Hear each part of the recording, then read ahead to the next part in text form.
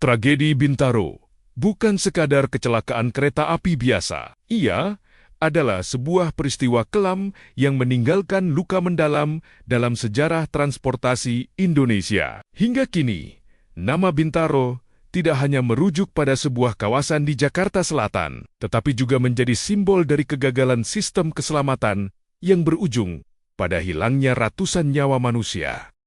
Tragedi ini tercatat sebagai kecelakaan kereta api paling mematikan yang pernah terjadi di Indonesia, sekaligus menjadi titik balik penting dalam pembahasan keselamatan perkereta-apian nasional.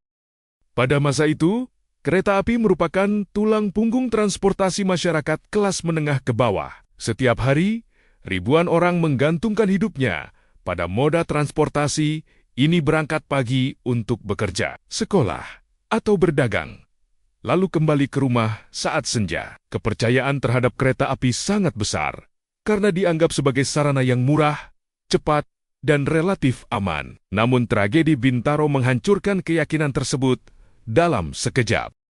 Peristiwa ini bukan hanya tentang tabrakan dua kereta, tetapi tentang bagaimana kelalaian, kesalahan manusia, dan lemahnya sistem dapat bersatu menciptakan bencana besar. Tragedi Bintaro mengajarkan bahwa di balik angka statistik dan laporan resmi, terdapat kisah manusia tentang harapan, ketakutan, dan nyawa yang tak pernah kembali. Hingga kini, tragedi ini terus dikenang sebagai pengingat bahwa keselamatan bukanlah pilihan, melainkan keharusan mutlak. Pagi hari, 19 Oktober tahun 1987, kawasan Bintaro masih diselimuti suasana rutinitas khas Jakarta. Matahari baru saja naik. Jalanan mulai ramai, dan suara kereta api menjadi bagian dari denyut kehidupan masyarakat sekitar rel. Tidak ada tanda-tanda bahwa pagi itu akan tercatat sebagai salah satu hari tergelap dalam sejarah Indonesia. Semuanya tampak berjalan normal, seperti ribuan pagi sebelumnya. Di stasiun-stasiun kecil dan peron sederhana, para penumpang naik ke kereta dengan pikiran yang penuh rencana. Ada yang hendak bekerja di pusat kota, ada pelajar yang mengejar waktu sekolah, dan ada pula pedagang kecil yang membawa harapan untuk mencari nafkah. Tidak ada yang berpikir tentang bahaya, karena perjalanan dengan kereta telah menjadi rutinitas yang dianggap aman dan biasa. Namun di balik ketenangan pagi itu, sebuah kesalahan besar sedang menunggu untuk terjadi. Sistem persinyalan yang terbatas, komunikasi yang tidak berjalan semestinya, serta keputusan-keputusan yang keliru perlahan mengarah pada satu titik yang sama. Di jalur rel Bintaro, dua kereta api bergerak mendekati satu sama lain, tanpa menyadari bahwa mereka berada di jalur yang sama. Detik demi detik berlalu, tanpa peringatan yang cukup. Pagi yang seharusnya biasa itu, perlahan berubah menjadi awal dari sebuah tragedi nasional, sebuah peristiwa yang akan mengubah cara Indonesia memandang keselamatan transportasi selamanya.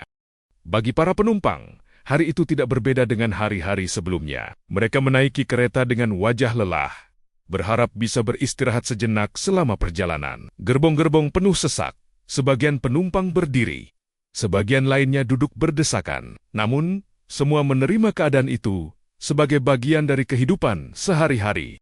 Kereta lokal, Rangkas Bitung, dikenal sebagai angkutan rakyat. Setiap pagi, kereta ini membawa ratusan penumpang menuju Jakarta. Suasana di dalam gerbong diisi dengan obrolan ringan, suara pedagang kecil, dan denting roda kereta yang melaju di atas rel. Tidak ada kepanikan, tidak ada ketakutan, hanya rutinitas yang berulang dari hari ke hari. Di saat yang sama, dari arah berlawanan, kereta lain juga melaju dengan tujuan yang berbeda. Kedua kereta ini seharusnya tidak pernah berada di jalur yang sama pada waktu bersamaan. Namun kesalahan demi kesalahan membuat perjalanan yang tampak biasa itu berubah menjadi perjalanan terakhir bagi banyak orang. Para penumpang tidak pernah diberi peringatan. Mereka tidak tahu bahwa dalam beberapa menit ke depan, hidup mereka akan berubah selamanya. Perjalanan yang dimulai dengan harapan sederhana sampai tujuan dengan selamat akhirnya menjadi kisah tragis yang akan dikenang sepanjang sejarah Indonesia. Pada pagi itu, tanpa disadari oleh para penumpang, Dua kereta api sedang berada dalam lintasan yang sama. Kereta lokal Rangkas Bitung melaju menuju Jakarta dengan kecepatan yang dianggap normal. Sementara dari arah berlawanan, K225 bergerak menuju tujuan berikutnya. Dalam sistem perkeretaapian yang ideal, kondisi seperti ini seharusnya mustahil terjadi. Setiap kereta memiliki jadwal, jalur, dan pengaturan lalu lintas yang dirancang agar tidak saling berhadapan. Namun, realitas di lapangan berkata lain. Pada tahun 1987, sistem persinyalan dan pengamanan kereta api di Indonesia masih sangat terbatas. Banyak proses bergantung pada komunikasi manual dan keputusan manusia. Satu kesalahan kecil saja sudah cukup untuk mengacaukan seluruh sistem. Di jalur Bintaro, kesalahan tersebut perlahan menumpuk, tanpa ada mekanisme pengaman yang mampu menghentikannya. Jarak antara kedua kereta semakin menyempit. Rel yang seharusnya menjadi jalur aman berubah menjadi lintasan menuju bencana. Tidak ada alarm, tidak ada peringatan keras yang terdengar oleh para penumpang. Di dalam gerbong, kehidupan tetap berjalan normal. Sementara di luar sana, dua mesin baja bergerak saling mendekat di jalur yang sama, menuju satu titik temu yang mematikan. Tragedi Bintaro bukan terjadi karena satu kesalahan tunggal, melainkan akibat rangkaian kelalaian yang saling berkaitan. Komunikasi antar petugas tidak berjalan sebagaimana mestinya. Informasi mengenai posisi kereta tidak diteruskan secara akurat, dan keputusan yang diambil terlambat untuk mencegah bahaya. Semua berlangsung dalam waktu singkat, namun dampaknya akan bertahan seumur hidup. Pada masa itu, pengawasan pergerakan kereta masih mengandalkan sistem manual dan kepercayaan penuh pada manusia. Ketika satu prosedur diabaikan atau disalahartikan, tidak ada sistem otomatis yang mampu menjadi pengaman terakhir. Kesalahan yang tampak kecil seperti salah memahami instruksi atau keterlambatan memberi sinyal akhirnya membuka jalan menuju tragedi besar. Yang paling mengerikan dari tragedi ini adalah kenyataan bahwa kesalahan tersebut tidak terlihat oleh para penumpang. Mereka tidak mengetahui bahwa ada keputusan keliru yang telah diambil di ruang kendali. Mereka tidak tahu bahwa keselamatan mereka sedang dipertaruhkan oleh sistem yang rapuh. Semua tampak berjalan biasa, padahal bahaya telah berada sangat dekat, hanya terpisah oleh jarak rel yang semakin memendek. Waktu terus berjalan, dan kesempatan untuk mencegah tabrakan semakin kecil. Kedua kereta tetap melaju, masing-masing mengikuti arahnya sendiri, tanpa menyadari bahwa jalur yang mereka tempuh telah menjadi jalur maut. Tidak ada pengereman darurat yang cukup cepat. Tidak ada peringatan yang mampu menghentikan laju besi dan baja tersebut. Dalam beberapa detik terakhir sebelum benturan, para masinis mungkin telah menyadari bahaya di depan mata. Namun, jarak yang tersisa sudah terlalu pendek untuk menghentikan kereta yang melaju. Kecepatan, berat, dan momentum membuat segalanya tak lagi bisa dikendalikan. Apa yang tersisa hanyalah menunggu benturan yang tak terhindarkan. Di dalam gerbong, para penumpang masih tenggelam dalam rutinitas. Sebagian berbincang, sebagian terdiam, sebagian memejamkan mata. Tidak ada yang tahu bahwa mereka sedang berada di ambang tragedi. Detik berikutnya akan menjadi pemisah antara kehidupan sebelum dan sesudah bencana. Tragedi Bintaro bukan hanya soal tabrakan, tetapi tentang momen ketika semua kesempatan untuk mencegah bencana telah terlewat. Sebuah pengingat pahit bahwa dalam sistem yang rapuh, waktu dan kelalaian bisa berubah menjadi senjata yang mematikan. Benturan itu terjadi tanpa peringatan bagi para penumpang. Dua kereta yang melaju di jalur yang sama akhirnya bertemu dalam tabrakan frontal yang sangat keras. Suara dentuman logam terdengar memekakan telinga, disusul guncangan hebat yang menghantam seluruh gerbong. Dalam satu momen singkat, perjalanan yang dianggap biasa berubah menjadi kekacauan total. Tubuh penumpang terlempar, kursi terlepas dari lantainya, dan struktur gerbong hancur seketika. Daya benturan yang luar biasa membuat bagian depan kereta ringsek parah, menumpuk satu sama lain tanpa ruang untuk bertahan. Rel kereta yang sebelumnya menjadi simbol perjalanan, kini menjadi saksi kehancuran yang tak terbayangkan. Tubuh penumpang terlempar, kursi terlepas dari lantainya, dan struktur gerbong hancur seketika. Daya benturan yang luar biasa membuat bagian depan kereta ringsek parah, menumpuk satu sama lain tanpa ruang untuk bertahan. Rel kereta yang sebelumnya menjadi simbol perjalanan kini menjadi saksi kehancuran yang tak terbayangkan. Bagi mereka yang berada paling dekat dengan titik benturan, tidak ada waktu untuk menyadari apa yang terjadi. Segalanya berlangsung terlalu cepat. Dalam hitungan detik, kehidupan berubah drastis. Benturan itu bukan hanya menghentikan laju dua kereta, tetapi juga menghentikan ratusan rencana, harapan, dan masa depan yang ada di dalamnya. Setelah tabrakan, bahaya belum berakhir. Justru pada saat itulah fase paling mematikan dari tragedi Bintaro dimulai. Gerbong-gerbong kereta yang sebagian besar terbuat dari kayu menjadi sangat rentan terhadap api. Percikan dari benturan dan bahan mudah terbakar dengan cepat memicu kobaran api yang menjalar tanpa kendali. Dalam waktu singkat, asap hitam tebal memenuhi udara. Panas yang luar biasa membuat banyak penumpang kesulitan bergerak, apalagi mencari jalan keluar. Api merambat dari satu gerbong ke gerbong lainnya, menciptakan kepanikan yang luar biasa. Jeritan minta tolong terdengar bersamaan dengan suara api yang melahap struktur kayu.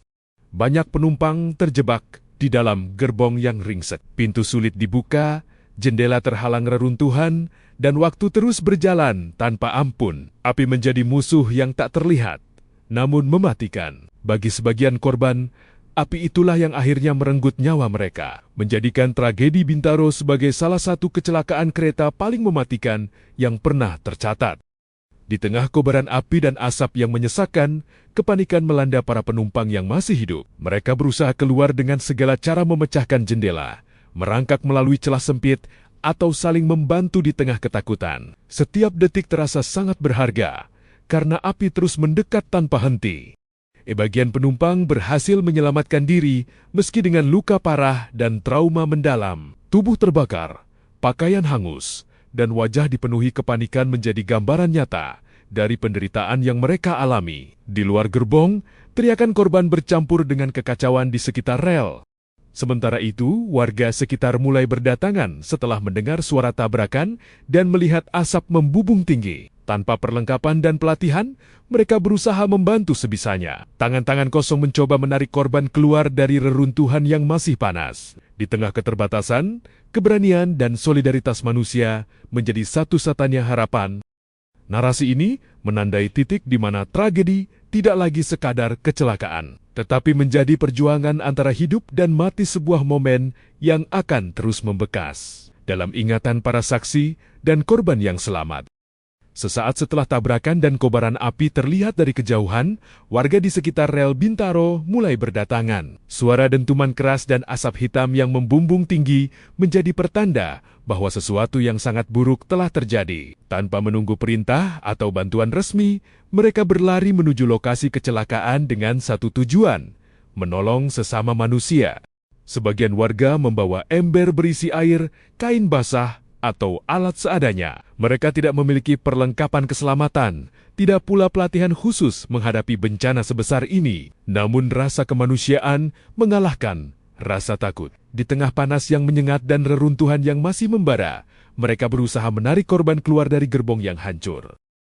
Banyak dari mereka menghadapi risiko besar. Api belum sepenuhnya padam, dan ledakan kecil masih mungkin terjadi. Namun, waktu adalah musuh utama. Setiap detik yang berlalu bisa menentukan hidup dan mati seseorang. Aksi spontan warga inilah yang kemudian menyelamatkan sebagian korban dan menjadi salah satu kisah kemanusiaan paling mengharukan dalam tragedi Bintaro.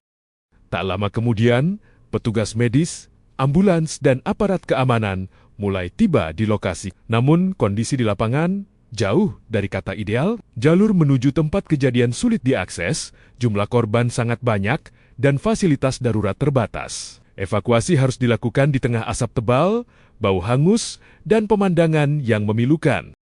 Korban yang selamat dievakuasi satu persatu. Ada yang masih sadar, ada pula yang tidak sadarkan diri akibat luka parah dan trauma berat. Tangisan, jeritan kesakitan dan kepanikan keluarga yang mulai berdatangan menyatu dalam satu suasana yang kacau. Rumah sakit di sekitar Jakarta Selatan mulai dipenuhi korban dalam waktu singkat. Petugas medis bekerja tanpa henti. Banyak dari mereka harus mengambil keputusan cepat dengan peralatan terbatas. Siapa yang harus ditolong lebih dulu, siapa yang harus segera dibawa ke rumah sakit, dan siapa yang sudah tidak bisa diselamatkan. Di tengah kekacauan itu, tragedi Bintaro memperlihatkan betapa rapuhnya sistem tanggap darurat saat menghadapi bencana besar.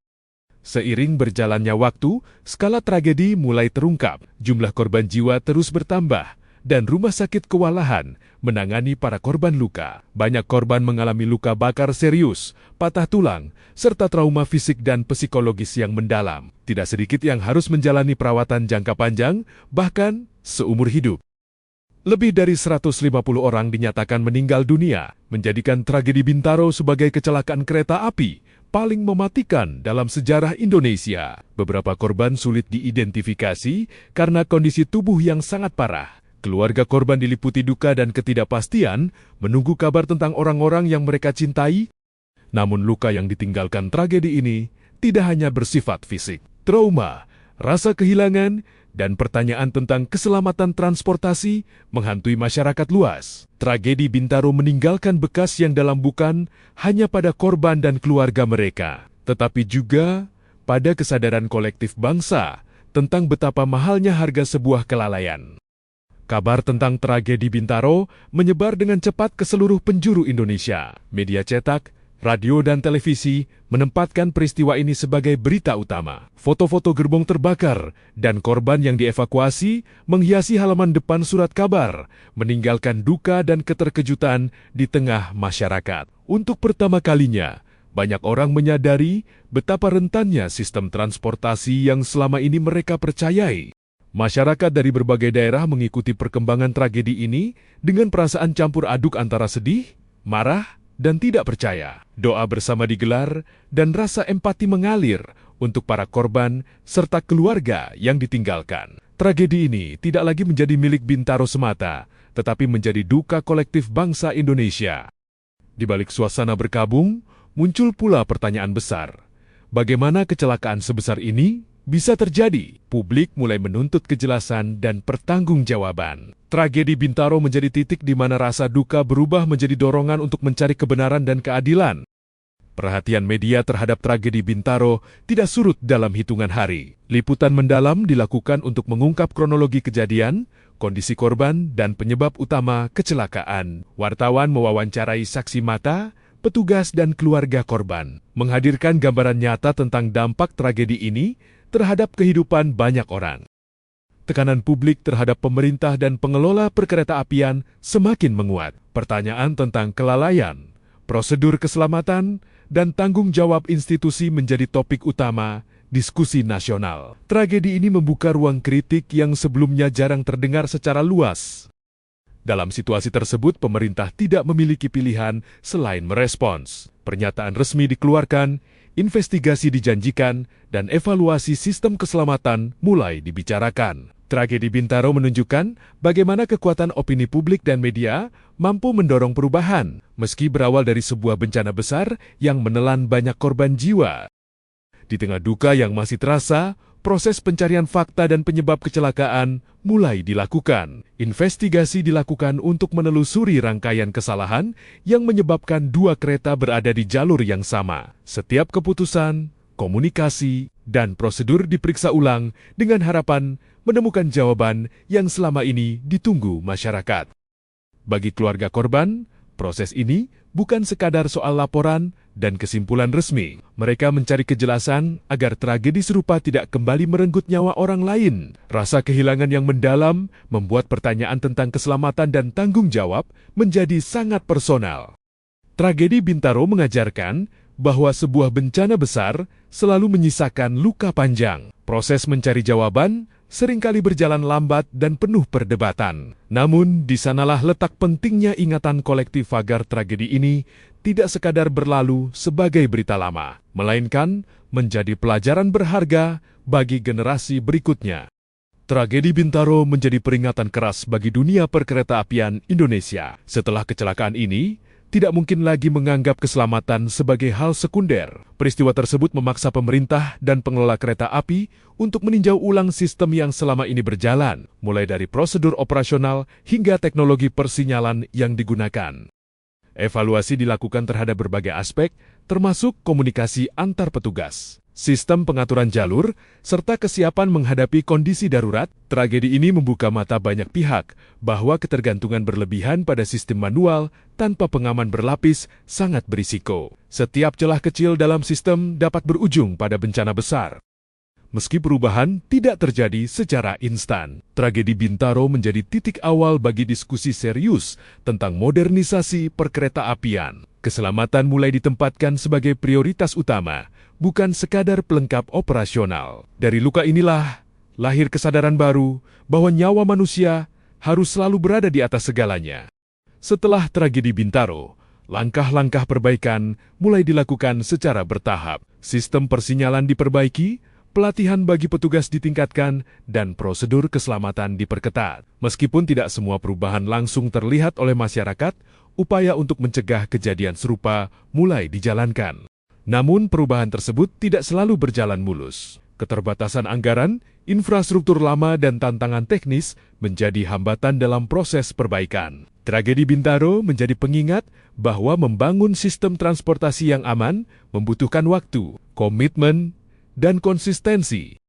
Bagi para korban selamat dan keluarga yang ditinggalkan, perubahan ini mungkin terasa datang terlambat. Namun bagi generasi berikutnya, setiap langkah perbaikan adalah warisan pahit dari sebuah tragedi. Dari pengalaman inilah keselamatan perkereta-apian Indonesia perlahan bergerak menuju arah yang lebih baik. Puluhan tahun telah berlalu sejak tragedi Bintaro, namun ingatannya tetap hidup dalam sejarah bangsa. Bagi sebagian orang, peristiwa ini mungkin hanya catatan dalam buku sejarah atau arsip berita lama. Namun bagi para korban selamat dan keluarga yang kehilangan, tragedi Bintaro adalah luka yang tak pernah benar-benar sembuh. Nama Bintaro tidak lagi sekadar penanda geografis. Ia menjadi simbol peringatan tentang apa yang bisa terjadi ketika keselamatan diabaikan. Setiap suara kereta yang melintas di jalur tersebut membawa kenangan akan peristiwa yang pernah terjadi. Tragedi Bintaro mengajarkan bahwa sejarah harus diingat, bukan untuk membuka kembali luka lama, tetapi untuk memastikan kesalahan yang sama tidak terulang. Ingatan kolektif inilah yang menjadi benteng terakhir agar keselamatan tetap dijaga dan nyawa manusia selalu dihargai dalam setiap perjalanan. Tragedi Bintaro bukan hanya tentang apa yang terjadi pada 19 Oktober tahun 1987, tetapi tentang pelajaran yang ditinggalkannya bagi generasi setelahnya. Peristiwa ini menunjukkan bahwa sebuah bencana besar jarang disebabkan oleh satu kesalahan tunggal. Ia lahir dari rangkaian kelalaian kecil yang dibiarkan terjadi tanpa koreksi. Ketika sistem tidak memiliki pengaman yang cukup, kesalahan manusia dapat berubah menjadi bencana yang tak terhindarkan. Dari tragedi ini, masyarakat belajar bahwa keselamatan transportasi adalah tanggung jawab bersama, bukan hanya milik pengelola atau pemerintah, tetapi juga seluruh sistem yang menopang perjalanan manusia setiap hari. Tragedi Bintaro mengingatkan bahwa kepercayaan publik terhadap transportasi harus dibangun di atas standar keselamatan yang ketat, transparansi, dan pengawasan berkelanjutan. Pelajaran terbesar dari tragedi Bintaro adalah bahwa nyawa manusia tidak boleh menjadi harga dari kelalaian. Setiap aturan keselamatan ditulis dengan darah korban masa lalu. Mengingat tragedi ini berarti menghormati mereka yang telah pergi, sekaligus memastikan bahwa pengorbanan mereka tidak sia-sia. Kini, tragedi Bintaro berdiri sebagai bagian tak terpisahkan dari sejarah Indonesia. Ia bukan sekadar catatan kelam, melainkan pengingat abadi tentang pentingnya keselamatan, tanggung jawab, dan kemanusiaan. Setiap kemajuan dalam sistem perkereta-apian modern hari ini membawa bayangan dari tragedi yang pernah terjadi di masa lalu. Mengingat tragedi Bintaro bukan bertujuan menumbuhkan rasa takut, melainkan kesadaran. Kesadaran bahwa di balik setiap perjalanan ada nyawa yang dipertaruhkan. Kesadaran bahwa setiap keputusan, sekecil apapun, dapat membawa dampak besar. Selama rel kereta masih membentang dan kereta masih melaju, kisah tragedi Bintaro akan terus relevan. Ia mengingatkan kita bahwa sejarah harus dijaga dalam ingatan kolektif bangsa agar tragedi serupa tidak pernah terulang. Dan agar setiap perjalanan selalu berakhir dengan satu hal yang sama, yaitu keselamatan.